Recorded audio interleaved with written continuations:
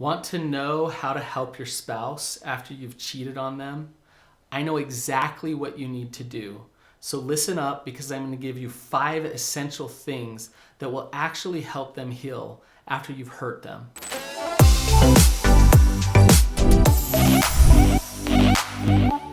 After you betray your spouse, a lot of people don't know what to do.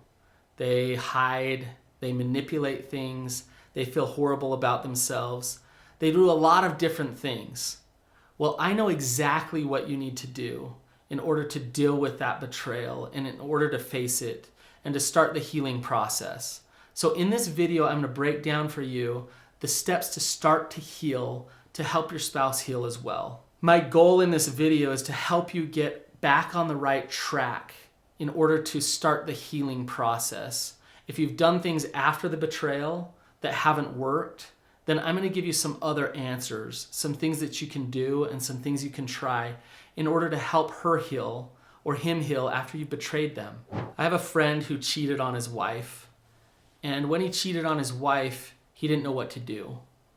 What he did was he didn't tell anybody. He just kept it underground. And he didn't tell anybody for years. It was 3 years before anybody knew. It was eating him up inside. His wife didn't know what was wrong.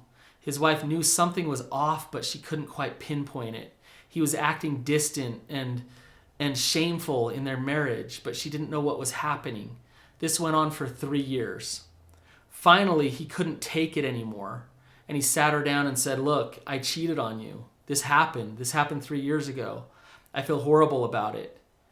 She heard it and it crushed her. She was in so much pain. But he thought, good, I've told her now. Now that can go away. She isolated, she didn't want to talk about it, and they just never went there again. It just stayed quiet for 10 years. Now think about that. What type of relationship did they have for 10 years? She's in a ton of pain, and he hasn't really worked through it himself. That's not the way to handle it. I was working with another guy who cheated on his wife. And after he cheated on his wife, he then turned toward her and started blaming her for all of his pain in his life. He turned the tables. He said that because of her is why he went and did that thing. He started to try to show her how awful she was and horrible she was. So not only was she cheated on and betrayed, now her spouse is painting this picture of this horrible person that he's married to. He was doing this in an attempt to avoid the shame that he felt for cheating on her. That's obviously not the way to handle it when you've cheated on your spouse. When you've cheated on your spouse, there's normal things that people do that cause more damage to the relationship. One of the main things people do is just hide it. They keep it underground. They tell themselves this lie: I don't want to tell them because I want to protect them. But in reality, they don't want to tell them because they want to protect themselves. Another thing that they'll do is trickle things out. They'll give a little bit of information here or a little bit of information there.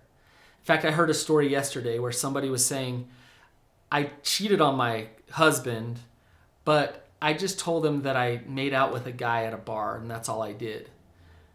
What she was doing was saying, I can only tell you this much because I can't face the full reality. That's a normal thing to want to do when you've cheated on your spouse. Blaming things, making excuses, saying it was only this thing, minimizing it, are all not helpful things to do when you've cheated on your spouse. It's important to just own it for what it is, to stick to the facts, to tell them what has actually happened. Another thing that doesn't work is fix-it mode. When you've hurt your spouse, you can't take away their pain. And if you try to fix it and tell them why everything's going to be okay, it invalidates what they're actually feeling. So don't try to fix it. Rather, there's other things that you can do to really support them in their healing process. All of the things that I'm talking about cause more pain and suffering to the partner who's been betrayed. If you've done any of them, you're fairly normal. But I'm going to help you to do something better, to do something different. But before I do, remember to hit that like button. All right, I'm going to give you the most obvious one first. If you want to help your partner heal, then you need to come out of hiding and own what is. Get honest. Get open. Don't trickle it out. Don't minimize it or rationalize reasons why to keep it hidden. Own it. Sit them down and face the pain of it. Stick to the facts. Now, what I mean by that is don't say things like, well, we only did this, or that night that we got in that big fight, that's when I went out and did that thing. When I say something like that, I'm insinuating as to the reason why I did it. Sticking to the facts would be something more like this. I had sex with another woman. I met a woman at a bar and I had sex with her. Do you see how blunt and direct and to the point that is? And you might think, well, that's so harsh for the partner. It's true, it is harsh. But the reality of what you did is harsh. And she needs to start healing from that.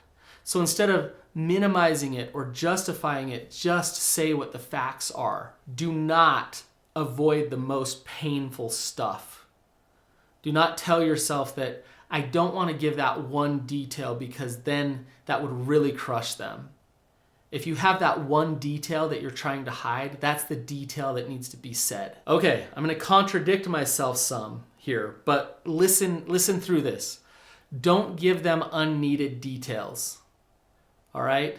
So don't hide the most painful stuff, but also you don't need to tell them every last detail of what happened. Let me give you an example.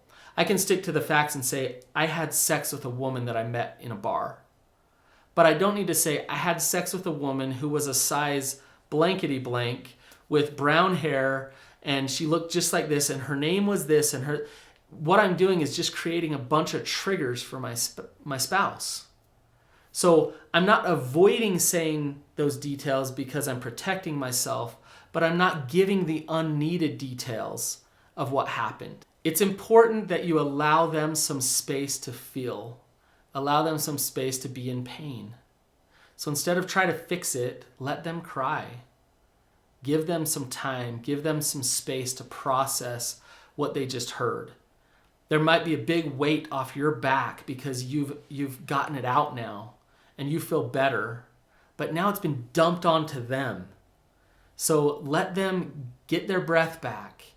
Give them a little bit of time so that they can process these things. It's important that you're connected to the household needs. The reason is when you stepped out on your spouse, you weren't connected to the household. So they need to see that you are committed to them, you're committed to your family. So do things like bring home a paycheck, do the dishes, play with the kids. It shows where your heart's at. Respect their boundaries.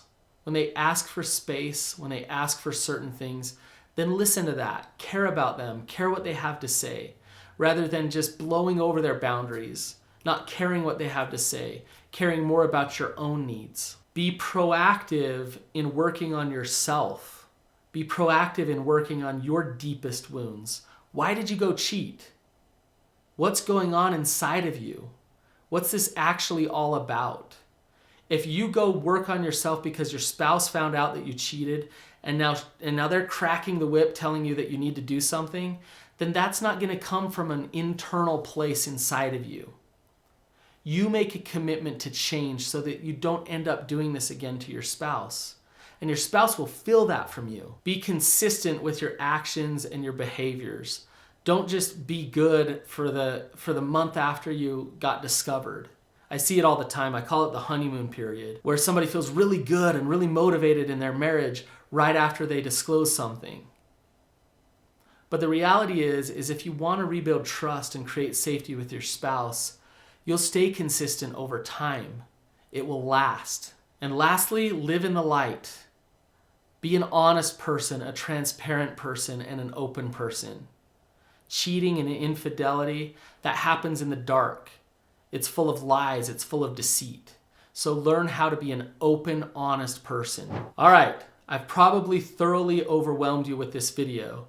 All of these things are important. You're not going to do them all at once, but at least you know what they are now. If you want to rebuild trust in your relationship and help your partner heal after you've hurt them, those are the things that you need to do. If this video is helpful, then check out my other video, Why Marriage Sucks and How to Fix It.